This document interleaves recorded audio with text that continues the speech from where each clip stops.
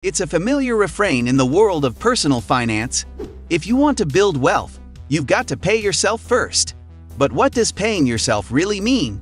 And how can such an odd-sounding notion radically alter the course of your financial life? Paying yourself first simply means that you make it a habit to put money into your savings account first, as soon as you get paid and before you have time to spend it on other things. In this video, we are going to discuss why pay yourself first. Here's how to do it. The video is going to be amazing, so make sure you stick to the end. Before starting the video, be sure to smash the like button and subscribe to never miss out on any of our videos. When you make your financial goals a priority, it allows you to create and build healthy money habits. It's easy to put off saving money until the next time, but so often, the next time never comes. Setting aside money from your paycheck is important to reach your financial goals. Whether your goal is to save $500 for a weekend getaway or $50,000 for a down payment on a house, paying yourself first is crucial. Your financial dreams and goals are worth achieving, but you need a plan. Saving often and consistently is also the key to building wealth. When you pay yourself first, you give yourself permission to then spend money guilt-free. To do so, you may have to adjust your budget and the amount you save each month, especially if you have an irregular income. If retirement is your priority, consider taking advantage of tax-advantaged investments. Employer-sponsored retirement plans can be a great way to save because the money comes out of your paycheck before you even see it. Also, as an added incentive, some employers offer to match a percentage of your contributions. For the money you may want to access before retirement, consider placing the funds in a separate account.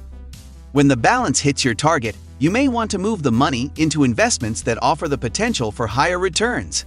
Of course, this may mean exposing your money to more volatility, so you'll want to choose vehicles that fit your risk tolerance, time horizon, and long-term goals. Building this mentality of save first is important. Everyone wants to save, but often people treat a savings account as just another source of money. For example, people want to avoid credit card debt, so if there is something they want to buy, they know it might be irresponsible to buy the item on credit. Instead, they will just dip into their savings since that money is already theirs.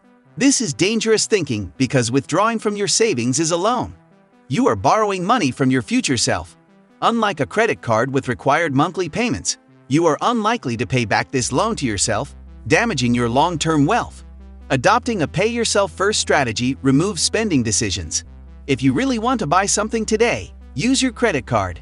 If you do not want to incur the finance and interest charges from the loan, then reevaluate if the purchase is really worth it.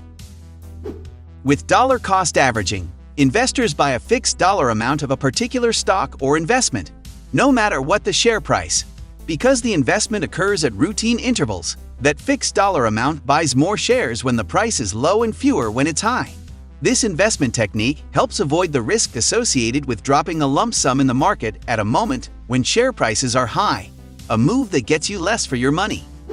Paying yourself first by contributing a fixed amount of money regularly to a savings or retirement account builds financial discipline, a discipline that can be applied in countless other financial and non-financial ways. As with all habits, saving becomes easier over time. As you watch your wealth grow, you'll want to find new ways to cut back on expenses, increase your income, and save more. My preferred budgeting method is reverse budgeting, said R.G. Weiss, a certified financial planner and founder of The Ways to Wealth. This method is when you're paying your goals first, egg savings, travel fund, house down payment, etc., and then you're able to spend what's left over. This way, one takes care of their goals, ideally through automatic transfers, and then can freely spend what's left over. Even if you don't have employer-sponsored retirement accounts, you can still open up an IRA through a brokerage or a bank.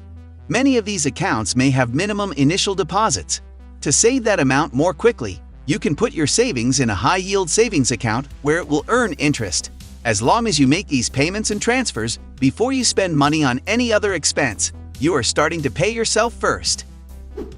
With a pay-yourself-first model, you may think you no longer have money to spend on gifts, going out to eat, or entertainment. While your discretionary spending may dip, it's important to reframe your thinking. Rather than focusing on what you're giving up, look ahead to what you're gaining. Progress toward financial stability. Plus, choosing your splurges carefully can help you appreciate them more. A liquid asset is something that can be quickly and easily converted into cash and spent. Savings accounts are extremely liquid assets, which is why some people have a hard time building up their savings funds. Cash can be spent. By converting a large percentage of your savings account directly into investments like stocks, bonds, ETF, and mutual funds, there is an extra step you'd need to take before the cash could be spent. Since you would need to sell your assets first in order to spend the cash, you are less likely to do so unless the spending is extremely important to you. When you purchase investments, your brain reacts just as it does when you pay a bill. Your mind sees this as spent money, not money that can be used to make purchases. As your investment portfolio grows, it becomes exciting to watch your money grow, and you will be paying closer attention to how your money works for you. This encourages increased saving and investing. Over time, this helps build a nest egg of wealth you may have otherwise simply spent. A pay-yourself-first strategy includes a mindset of making withdrawals from your savings account as infrequently as possible. However, there may be times when making a withdrawal is beneficial. But if you find yourself coming up short, look for ways to scale back. That might mean focusing on one savings goal at a time or finding ways to trim expenses from your needs and wants categories or all of the above. You can also explore supplementing your income with side gigs. Ever feel like modern life is an endless cycle of work, spend, repeat? An effective way to overcome that nearly universal sentiment is by starting a savings plan and watching your wealth grow. Paying yourself first creates a new cycle, one where all that hard work steadily increases your net worth, expands your opportunities, and offers a level of freedom that more stuff simply can't provide. Break up your goals into short, mid, and long term, says Sussman. Short term could be an emergency fund if you don't have one. Mid-term might be purchasing a house. The long term could be retirement. You need to portion out how much to put in each of those buckets, he explains. After determining how much you're saving every month, then delineate how those savings are specifically divided. The pay-yourself-first budgeting method is low maintenance compared with others, such as zero-based budgeting.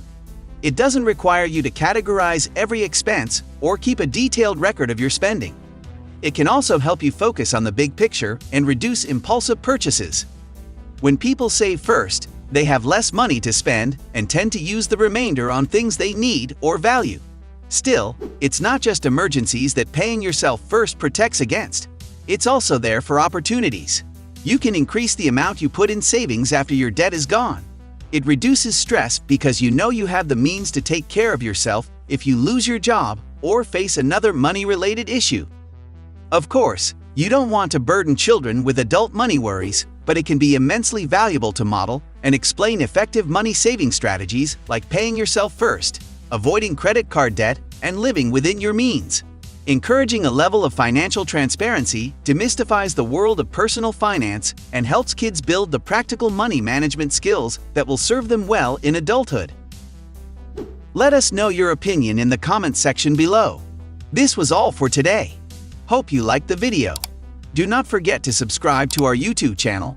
Stay safe, and we will be back soon with another video.